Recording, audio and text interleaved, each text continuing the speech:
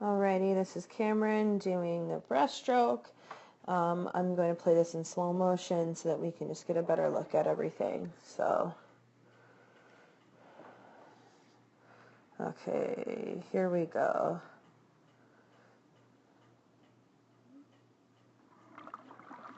Okay.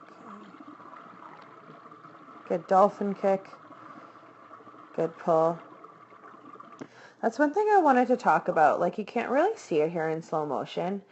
Maybe I'll play this back in non-slow motion because I kind of want you. I've noticed that sometimes your kick up to the surface isn't, do you see that? Like, it's not bad. It just looks like you need some more power there on that kick. Especially that one that's really going to like thrust your stroke up and start it. Like I said, not too bad, just not as powerful as we can be, I think. Okay, I'm going to put it back on slow motion here. What I think would help too is widening up those, widening up that kick just for that kick up to the surface and really just throwing your body up.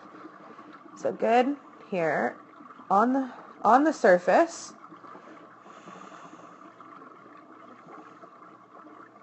One thing I noticed too is, and I don't know, I think you learned this at a camp, and I don't think it's a bad thing. I think we might be missing some of our catch when we come around here. Do you see that slice in there?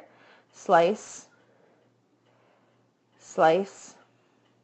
You're missing, so you're pulling, and then you stop pulling water, and you slice your hands in there. Do you see that? I think we should experiment a little bit with this.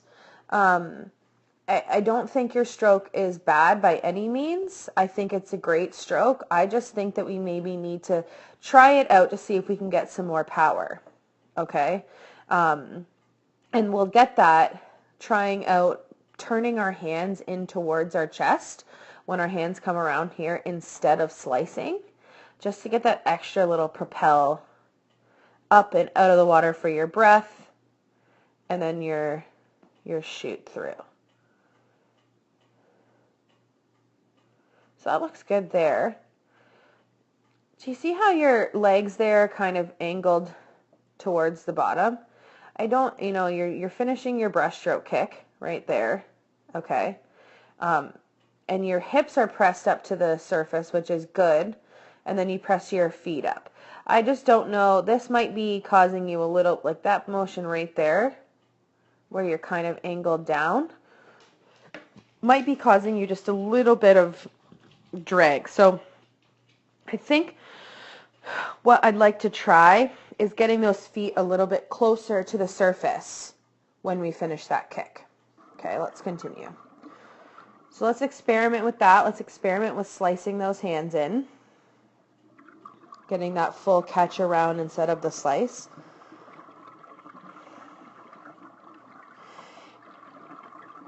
See there, the first pull-out wasn't that bad actually. Let's go back here. Okay, we're coming. But it seems like you're really close to the surface by the time you have that last kick. You're really like pretty much at the surface. And this sometimes happens in your races too, where you'll be too close to the surface and you get that kick and you're almost like kicking out of the water because you're too high. So what I'd like to try is not necessarily getting like deeper, maybe like a few centimeters, but when we're not angling up to the surface until we're ready for that kick, okay? So we're really using that kick to like thrust us up and out of the water. The first pullout wasn't too bad, but you can really see it here. Let's just watch it again. Like you're really, really close when you kick up to the surface there. See how close you are? And you're kind of like just that kick and then you're up there. That kick's not giving you a lot of power right there, which is something I think we want to just work on maybe. Okay.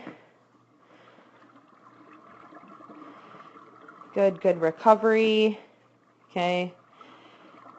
Using that chest, keeping those hips up.